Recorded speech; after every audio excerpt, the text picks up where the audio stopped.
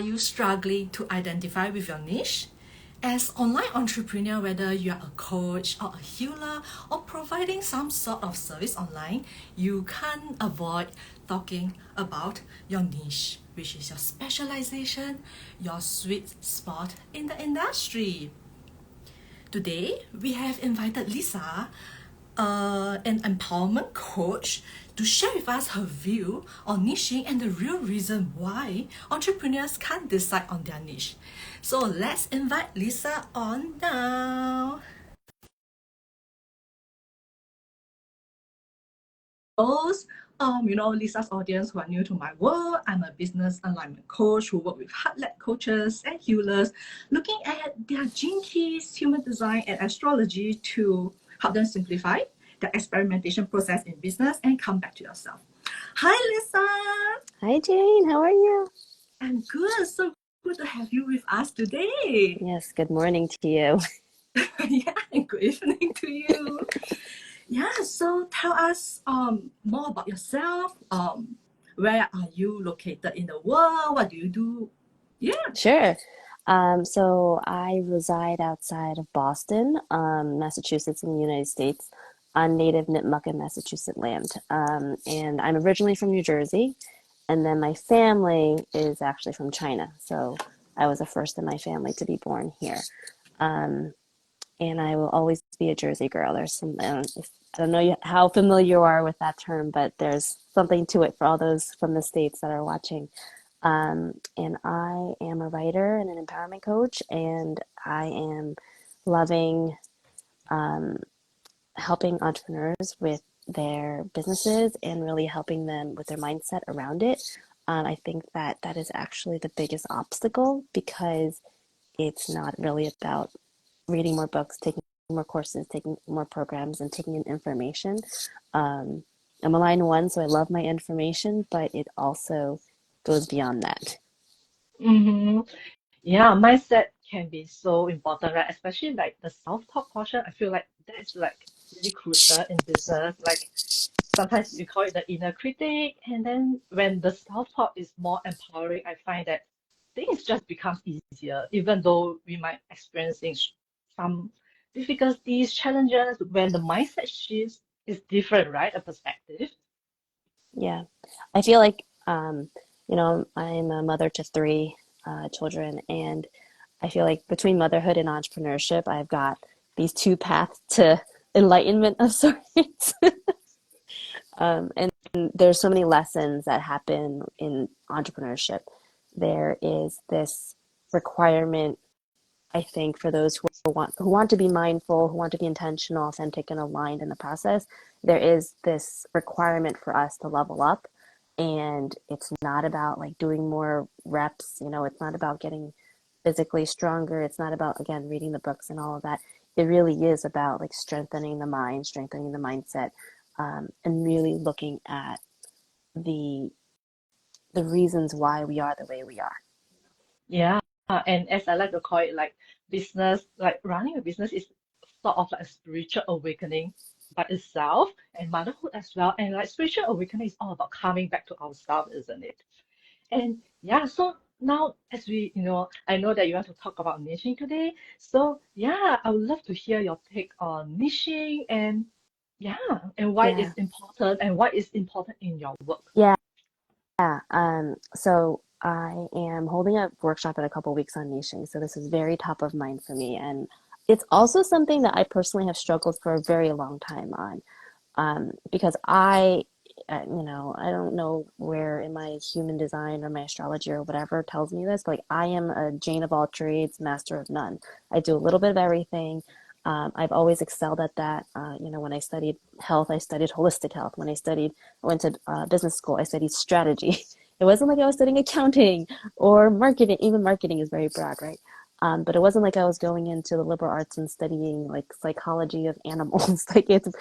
My focus is often very broad, and I identify on many levels with many different things. Like I look at my identity as like multi-layered, and I think everyone is. But I think for me, my specific view as a Chinese American in this time of the world, growing up with Eastern values through a Western lens, like, it really lends itself to looking at things a little bit differently. But through that, you kind of get tripped up because you're like, well, I could do this and I could do this and I do all these other things. Um, and I don't think that anyone who's watching this has, like, I think everyone who's watching this has been told things that they're good at, right? Like, it's not like a secret of like what you're good at, who you work well with, the things you've been able to accomplish. Like, none of that is really a secret.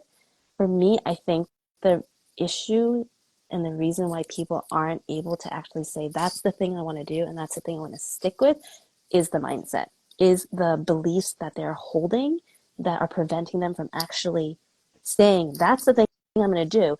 And there's a whole bunch of different beliefs that really play into this, right? There is the, you know, um, one of the exercises I may bring into my workshop is like, okay, you're going to have a party. Who are you inviting to this party?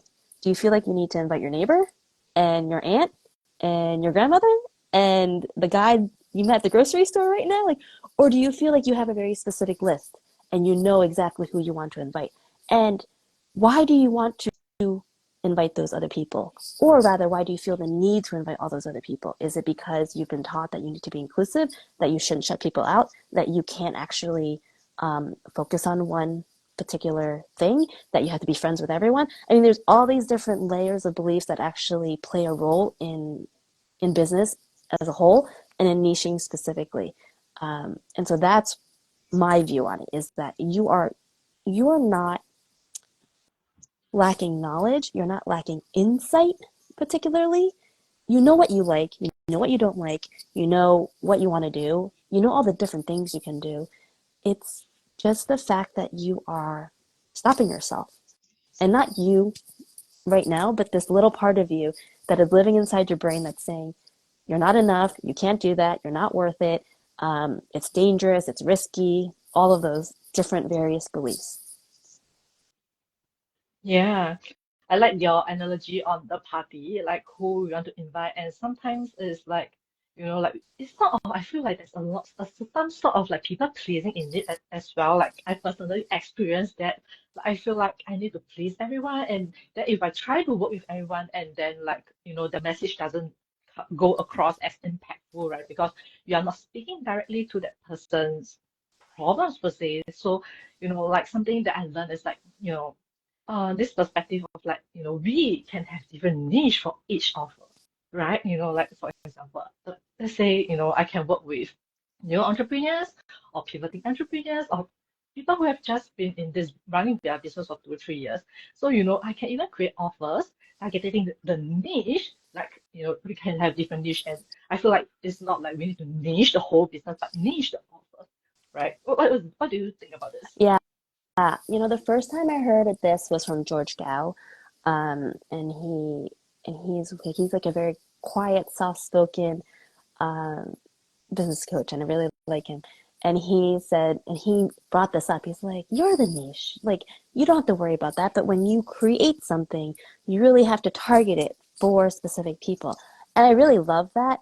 And I think that even then, we can get tripped up, right? Like, even then, we want to write a book for everyone. We want to, create art for everyone. We want to create a program that fits everyone in every scenario and every person in their business journey and all of that. And I think that whether you niche your business or you niche your products, it's the same idea. But I do love that idea because, again, I like to do a little bit of everything. And so I like to, you know, I the way that I see kind of my niche are legacy breakers, people who are breaking their legacies, and that can be on a personal level or on a business level. Business excites me. I've always loved the business, and I love the strategy of it, and I love kind of the self-development part of it.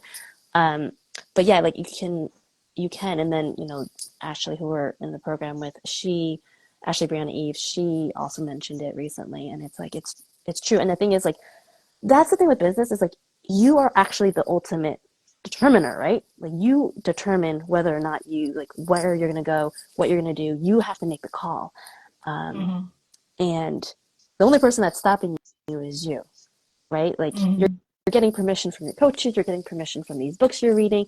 Everyone's saying, you can do this. You can make $1 million.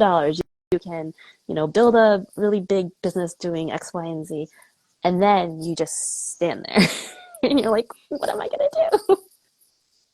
Yeah, I feel like that part is like the self-trust has to be there, right? The trust in yourself, that your resilience to actually, like, no matter what happens, no matter what comes up, you have that resources within yourself around you, that resilience to actually tackle it, go through it, and come out on the other side stronger and wiser, and yeah, with the, like even more trust with yourself. And like I always like to say, like, the trust that the initial trust is really like the courage to take the leap. And then Mm, after that, once you take the leap, you start to understand yourself because you put yourself out there. You understand, like we at the start of the business, sometimes we can take in a lot of ways and information and knowledge how everyone is doing things. And sometimes they might be contradicting aspect, and if you are really like listening to others, you'll get stuck like, who is right, who is wrong, who am I supposed to listen to, what should I do now, right?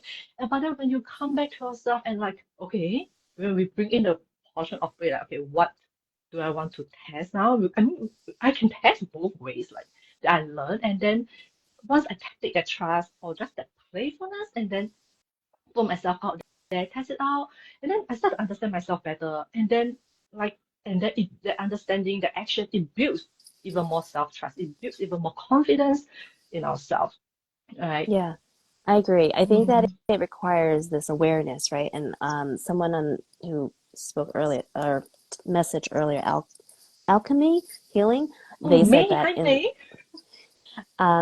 in their first 4 to 5 months of entrepreneurship has taught them so much. And it's like, yeah, like if you are aware and you're diving into it with that awareness, like there's a lot of opportunity to learn and a lot of opportunity to grow. And it really does require that self-trust. And I feel like there's a lot of different avenues of it going that way, right? Like how you can learn and develop that. And it's like, for me, I think sometimes it's like listening to the body, right? Feeling into your body, like, and as generators, it's like yes or no. But then there's also, creating your value system and like deciding what that is. Like on my website, I have my truth, like what I believe to be true down to my bones. And that guides me. Hmm. Um, and it's not something that I refer to often. It's just like, I actually wrote them in like 2016 or something like that. So a while ago. And I haven't changed them. Like it still feels true to me. And that's what your truths are. And so like if you can find these different ways, there's no one way of doing anything, honestly. Um, you can find like the way or the ways that you can develop that self-trust. It's so important. Hmm. Yeah, I agree. And what led you to actually like, become interested in this like, mindset work and decide to work with first generation entrepreneurs with regards to what you do? Yeah. Oh, it's a long story, so I'll try to keep it short. um, I think that I have a business background. I've worked corporate for a very long time, so I have that kind of in my back pocket. And then I got a holistic health coaching certification. That's what got me into coaching and like really viewing a person and the body differently. And then when I became a mother, it was like the whole world exploded, and I had to reorient myself to it. I had this whole who am I, year and a half of trying to figure out who I am. I read every single book. I took every single personality test. During that time I also found human design. I took, it was like when Facebook had a lot of those personality tests popping up. So every time one came up, I would click on it. Um, and that really tore me open and really made me think about like who I am. That's when I started writing more regularly and really finding and developing my voice. Um, and then through that time, I learned about somatic healing, about trauma, about myself, my racial identity, um, and being confident in being just a reflective person. Like I am being okay being the quiet person who listens, and also surrounding myself with people who actually want to hear what I say. Um, And through that, I've then tried to mush them all together in many ways. And that's where I've come to working with first generation entrepreneurs. And that's really, and when I say first generation, it's not necessarily first generation in America, although it could be, but it's really working with people who are the first in their family to do business the way they want to do business in an authentic, aligned way, in a way that brings themselves into the picture, in a way that they're not sacrificing themselves to make money and to make a living, and to break those generational patterns of playing small and safe. Especially for me, coming from an immigrant family, the idea of safety is so different than others who are coming from a foundation of, let's just say you come from 3 generations of business people. Your level of safety, especially in entrepreneurship and risk and all of that, is going to be very different than someone who's doing it for the first time. Yeah, I agree. And you know, in the current age that we are living at, especially with this online space, this opportunity, this platform, I feel like more and more people are getting exposed to learning, and then more people are stepping up to doing business. And you know, I love that. But I feel like, you know, there's this we are like in this transition phase where we are transiting from like really the traditional business model to the new business or new way of doing business as well. And you mentioned that, you know, like, you know, I feel like a lot of things like is also passed down generation, passed down through our blood, our genes, right? Like the memories. I think we talk about this, the memories our ancestors have. And you know, me myself, I'm also a first generation entrepreneur. My my oh, my parents, my ancestors, they have been working for other people, and yeah, I really I felt that safety that you say, like that risk, the amount of risk I'm willing to take, and that I took like I think at least 3 years to finally get into like, okay, I need to take risks, you know, in order to really move forward with really like the business aspect. And yeah, cultivating safety definitely is a very big part of it. And how would you say, like, with regards to cultivating that safety, what are some tips that you have, or the ways that you Mm, yourself have experienced that mm, help with that? yeah. I think introspection and being reflective is actually very, very powerful. I journal pretty regularly. I actually write daily, and I call it glorified journaling. So I've been writing daily for about 4 years now, and um, it is my way of like processing and kind of taking off the top layer of thoughts every day. Mm, And that, when you do that, it may seem kind of not pointless, but it may seem kind of like, where am I going? What is the point of this? What is the intention of this? And and I say write daily if you can, like, or write daily. You can find a way to do it. I started off with just writing 100 words, and I said that's going to be my maximum. I actually limited myself because I was prior to starting my daily writing, I wrote long form blogs, um, and really it was just like stories. So if you go on my blog and you kind of go all the way to the end, you can see some of those. And I still do some longer ones, especially to my email list. Um, but it's really those like little 100 words here and there, and sometimes it's 500 words or whatever. But that is what hones your voice. And so if you can hone that voice, you can start to identify like, what's my story or what's someone else's mm, story. And mm, then when you start making decisions for yourself, you can then start identifying like, why am I doing this thing? Why do I feel like I want to do this business instead of this other business? Why do I want to be a realtor instead of being a massage therapist? Is it because I'm scared, or and my grandmother's voice is in the back of my head telling me not to take any risk and go with the thing that's safest, or the thing that is more popular, or whatever parameter? Or is it because you really feel strongly that you want to go into this thing? And I think that honing your inner voice is probably one of the biggest things. Um, and I kind of throw some somatics into the writing. A lot of times I use my body when I write. I will I will test words, like if I'm writing and I feel a certain way. And so this kind of goes into my writing workshop. But like you asked me, like, how do I kind of like paint with words? And it's because I actually feel into my body. And if I'm feeling, let's just say I'm describing my feeling of taking a walk. You know, I don't know if it's like my style or whatever, but the way that I do it is I will actually feel myself and I'll feel like, oh, I can feel, you know, this river flowing through me as the Mm-hmm. rocks tumble, you know, like I'm in that river. And and I actually use my body. And so that connection to not only our mind, but also our body. And I don't know if it's generator thing, I have no idea. I think everyone can kind of do this. It's not really just like a single kind of person thing. But I think that if you can start listening to your body in a different way, and I think that practicing it every day with daily writing is just fabulous. That's really interesting, like how you describe that feeling in your body, and it's kind of fun as well, like the river flowing, and then the rocks tumbling. It just feels like it just paint that image, and then it almost like gives the energy, that body, and expression, like a way to be expressed out. And yeah, I really like that because when earlier you said that when you were talking about writing, I was like, okay, how does that work? And then when you come to this point, like, oh, okay, so you connect it to like the semantic aspect. And yeah, I love that. That's a very interesting, I've never heard of this way before. I like that. I'm gonna try that when the next time I write. Yeah, it's there's actually I didn't know this, but there is someone at like somaticwriting.com. So it is a thing.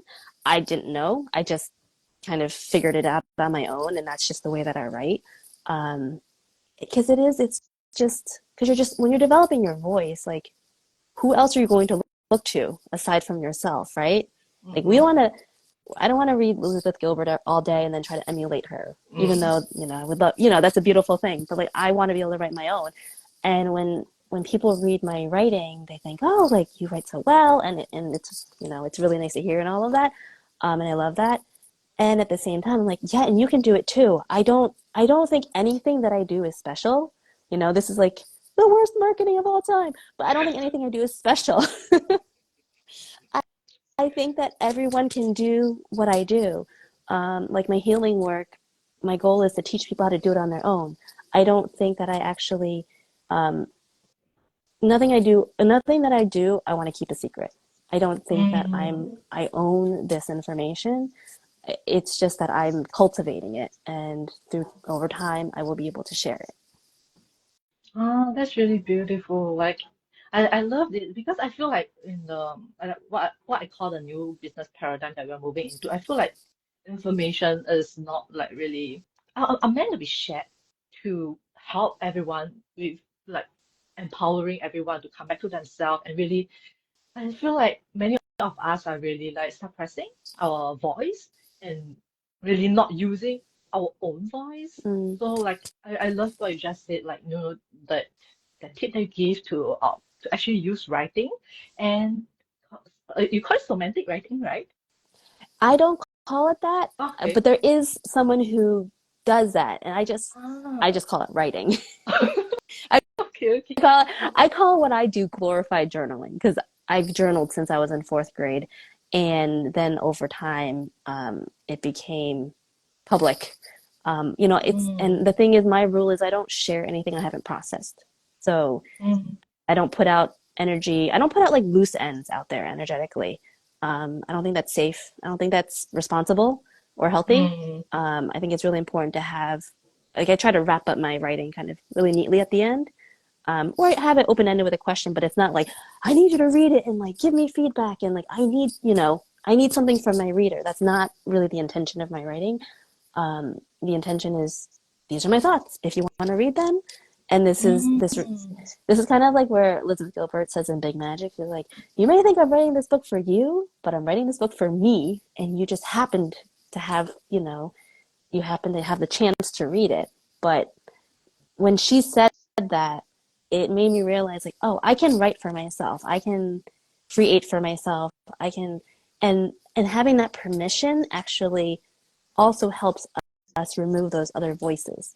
because Mm. they're all coming in telling us what to do, what we should be like how we should be writing, or how we should be creating, or how we should be doing business, or how we should be working with customers, and on and on and on. And it's like once you have someone that tells you like just do it for yourself, and then go from there, right?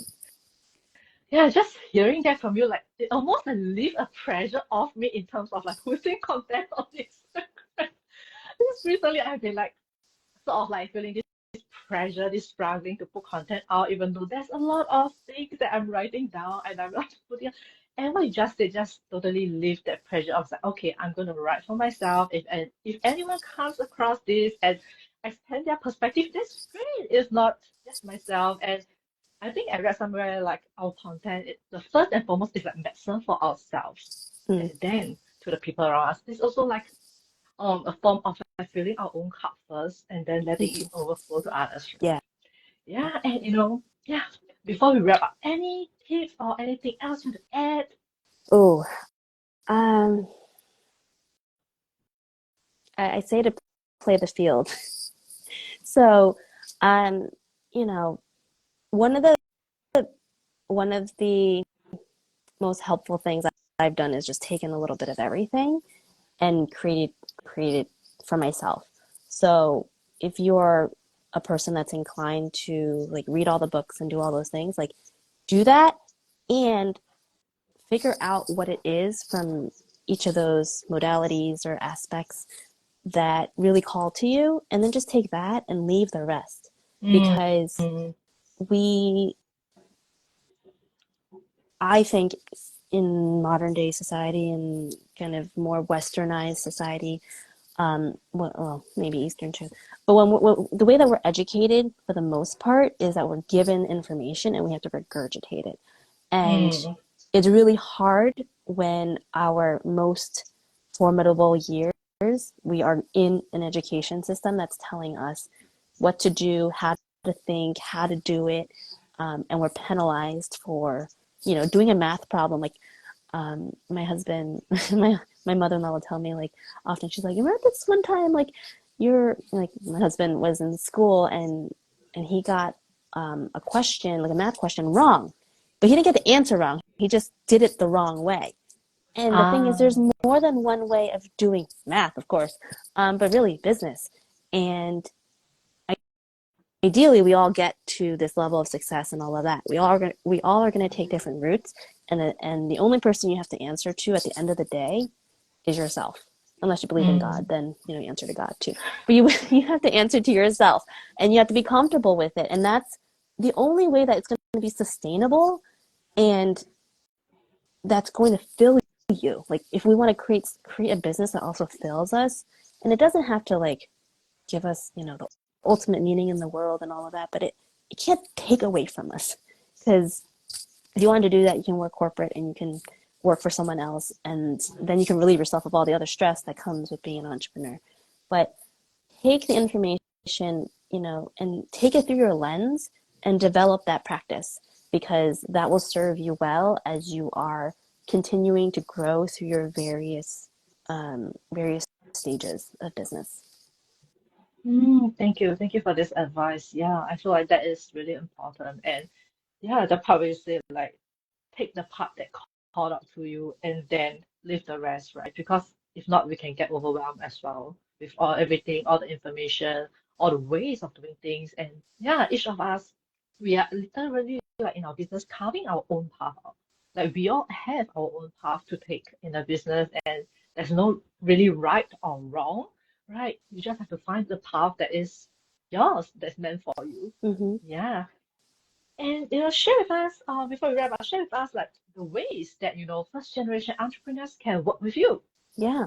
So I have my workshop on March 20th, 1 p.m. Eastern time. Um, it is linked in my bio, so you can find it there.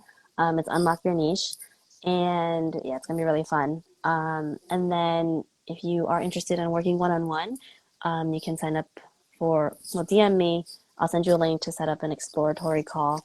We can talk for half an hour and just figure out if it makes sense to work together. I think that there's a lot of I'm not a, I'm not a hard salesperson. It's just not my style. Um, I I really think it's about fit. It's about meeting the person where they are, um, Mm. and really meeting each other. And if it's not right, then it's really important to redirect. Um, and yeah, so those are kind of the most common routes. And you can find my writing at lisaforreal.com. And obviously, you can follow me on Instagram. Yeah, give Lisa a follow if this resonate. And yeah, thank you so much for being here today, Lisa. Thank you, Jane. This was so fun. Yeah, I wish you an amazing night, and I wish everybody like an amazing day or amazing evening wherever you are. And thank you for being here with us. And Mm, I'll see all of you around. Bye. bye.